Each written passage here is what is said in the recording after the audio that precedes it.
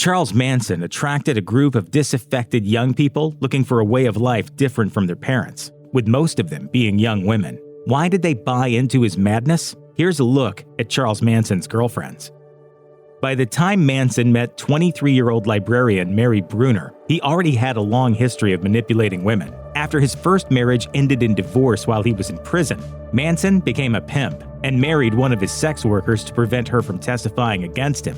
That marriage ended in divorce as well, again while he was in prison. Finally, in 1967, having spent more than half his life in prison, Manson was released and immediately used his charm to enthrall Brunner. In Vincent Bugliosi's Helter Skelter, the true story of the Manson murders, the late Los Angeles district attorney says that Manson associate Danny DiCarlo told him she was out walking her dog, high-button blouse, nose stuck up in the air, walking her little poodle, and Charlie's fresh out of the joint and along he comes talking his Brunner soon quit her job and began following Manson as he recruited more women into his family. Implicated in the family's murder of music teacher Gary Hinman in 1969, Brunner was given immunity from prosecution for her testimony. In 1971, Brunner was arrested along with other members of the family for the armed robbery of a Western surplus store in Hawthorne, California that ended in a shootout with police. Sentenced to 20 years to life, Brunner was paroled in 1977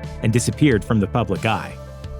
The most notorious of Charles Manson's women, Susan Atkins directly participated in several of the Manson family murders, including that of Sharon Tate and her unborn child. According to Atkins herself, it was the culmination of a downward spiral that began in her childhood. She told 60 Minutes Australia, "I'm the child of 2 alcoholic parents. I'm a victim of incest. My mother died when I was 14.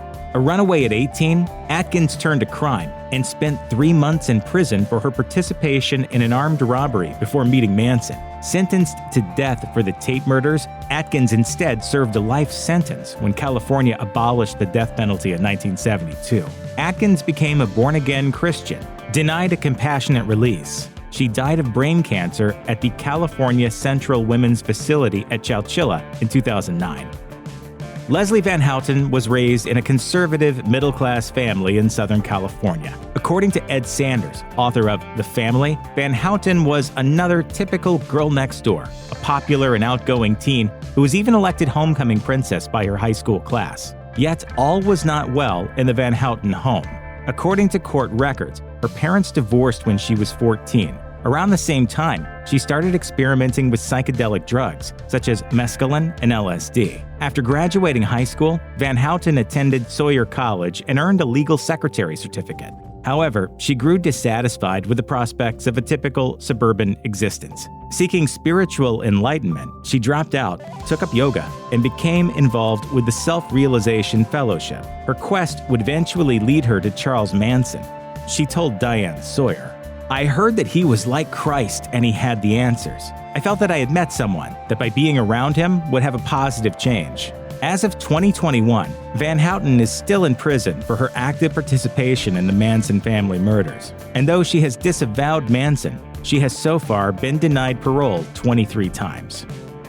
Patricia Krenwinkel actively participated in both the Tate and LaBianca killings. Known to her cohorts in the Manson family as Katie, Krenwinkel grew up an overweight, insecure teen in Los Angeles. Suffering from an endocrine condition that caused her to have an overabundance of body hair, Krenwinkel was often subjected to bullying by her peers. Haunted by low self-esteem, Krenwinkel withdrew into herself and turned to religion for solace. After high school and following her parents' divorce, Krenwinkel moved to Alabama with her mother, where she taught catechism and considered becoming a nun. After a single semester at a Jesuit college, Krenwinkel dropped out and returned to California. She met Manson in September 1967. Preying on Krenwinkel's insecurities, Manson seemed to offer her the acceptance and love she desperately craved. In a 1993 interview, Krenwinkel recalled meeting Manson to Diane Sawyer.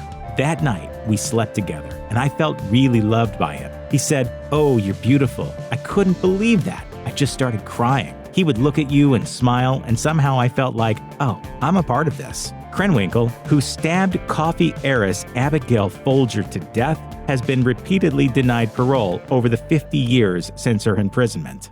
Mostly the word that comes to mind is What a coward that I found myself to be.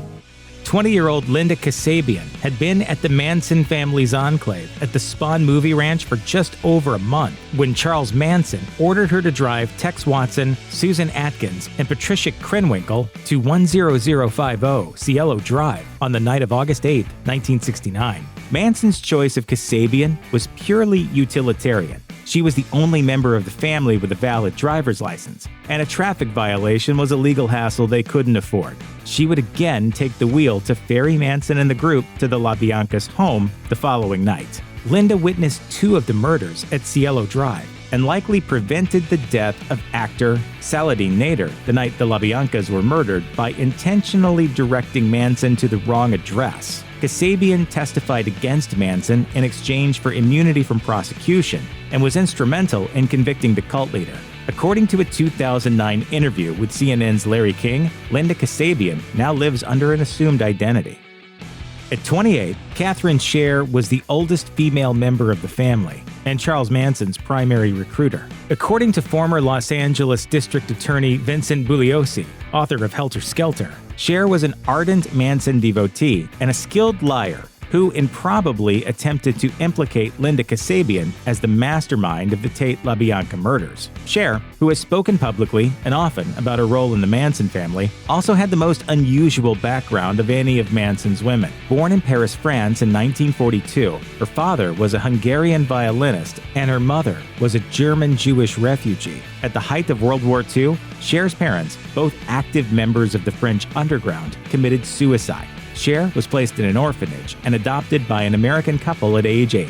A talented musician, Scher was a virtuoso violinist from childhood and possessed a powerful singing voice. In 1965, she recorded a single titled Ain't It Babe for Autumn Records under the stage name Charity Shane. Scher also found work as an actress, taking bit parts in several movies. She met Manson follower Bobby Beausoleil on the set of Ramrodder, a Western-themed softcore porn film shot in Topanga Canyon. Beausoleil introduced Scher to Manson, and she instantly fell for the charismatic ex-con's freewheeling philosophy. Scher was wounded 3 times in the family's shootout with police following the attempted armed robbery of a Western surplus store in Hawthorne, California. The robbery and ensuing shootout landed Scher in prison for 3.5 years. Ruth Ann Moorehouse was just 16 years old when she ran off with Charles Manson. Ironically, it was Moorehouse's own father, Dean Moorehouse, who introduced her to the cult leader.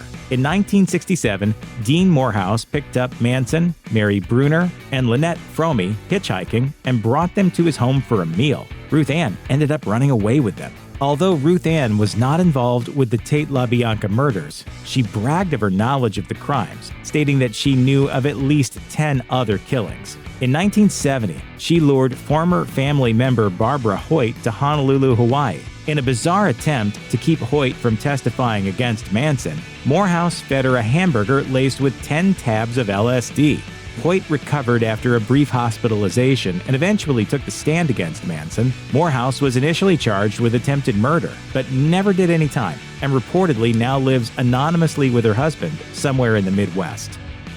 Only 14 when she met Charles Manson, Dianne Lake was the youngest member of the family. Lake's parents were early adherents of the counterculture, who had dropped out of traditional society for a bohemian existence on hippie icon Wavy Gravy's hog farm commune. Lake left that home to join the Manson cult, which turned out to be a nightmare. Dubbed Snake by Manson, she suffered beatings and sexual assault at the hands of Manson and other members of the family. Lake's testimony would prove pivotal in putting Manson behind bars. Following a stay in a mental health facility, Lake was fostered by one of the detectives on the case and returned to school. Settling into an anonymous domestic life with her husband and children, Lake has spent the ensuing decades putting Manson behind her. But in 2017, she wrote a memoir of her experiences in the book titled Member of the Family. For Lake, writing about her time in the family was integral to her healing process. She told Newsweek, "People who have been victimized as children can carry that shame around like an awful weight as adults, and they don't have to. I also want my story to help parents with teenagers. You have to keep lines of communication open no matter what." A loyal follower of Charles Manson to this very day, Sandra Good improbably maintains that the late cult leader wasn't actually involved in the Tate LaBianca murders. Best remembered for brandishing a rifle and advocating violence in the 1973 documentary Manson, Good is the most outspoken of Manson's remaining disciples, taking on the name Blue as an adherent of Manson's self-styled religious sect, the Order of the Rainbow. Good has spent much of her life as a militant defender of the environment, with fellow family member Red, aka Lynette Squeaky Fromme, which incidentally, it really is pronounced Fromme, not Fromme. The two founded the International People's Court of Retribution, a proposed terrorist group intent on killing the CEOs of companies that pollute the earth. As reported by the Sacramento Bee, Good and her associate Susan Murphy were sentenced to 15 years in prison for sending death threats to 170 people as part of her militant activism. Released after serving 10 years, the unrepentant Good continued to champion Manson and his psychotic philosophies. Manson never killed anyone. It's just hard to explain. He's a very brilliant, wise being. Like Sandra Good, Lynette Squeaky Fromme remains loyal to Charles Manson's ideals. The second of Manson's followers after Mary Brunner, Fromme did not take part in the Tate LaBianca slayings, but became notorious in her own right when she attempted to assassinate President Gerald Ford in 1975. Fromme brandished a loaded .45 caliber automatic and pulled the trigger, but there was no round in the chamber, so it didn't fire. Fromme was captured and served 34 years in prison for the assassination attempt. While in jail, she maintained a written correspondence with Manson before finally being paroled in 2009. In a 2019 interview with ABC News, Fromme maintained her admiration for Manson, saying, "I feel very honored to have met him, and I know how that sounds to people who think he's the epitome of evil. Was I in love with Charlie? Yeah. Oh yeah, I still am. I don't think you fall out of love." The last young woman to fall under Charles Manson's spell was Afton Burton. Renamed Star by the imprisoned cult leader, Burton nearly married Manson in 2014. Burton, 26 at the time of her engagement to the 80-year-old Manson, became infatuated with the notorious criminal at age 17. Fascinated by Manson's militant pro-ecology philosophies, Burton saved her earnings from working in a retirement home kitchen to move from Illinois to Corcoran, California to be closer to Manson, whom she would spend hours visiting in jail. I've got half a brain that I can see that he is the one that knows what's going on. Although a marriage license was issued for the couple in November 2014, the relationship ended when Manson was placed in solitary confinement. Some sources maintain that Manson declined to marry Burton when he learned that she planned to profit from displaying his corpse. Either way, they never married prior to his death in 2017. Check out one of our newest videos right here. Plus, even more grunge videos about your favorite true crime stories are coming soon. Subscribe to our YouTube channel and hit the bell so you don't miss a single one.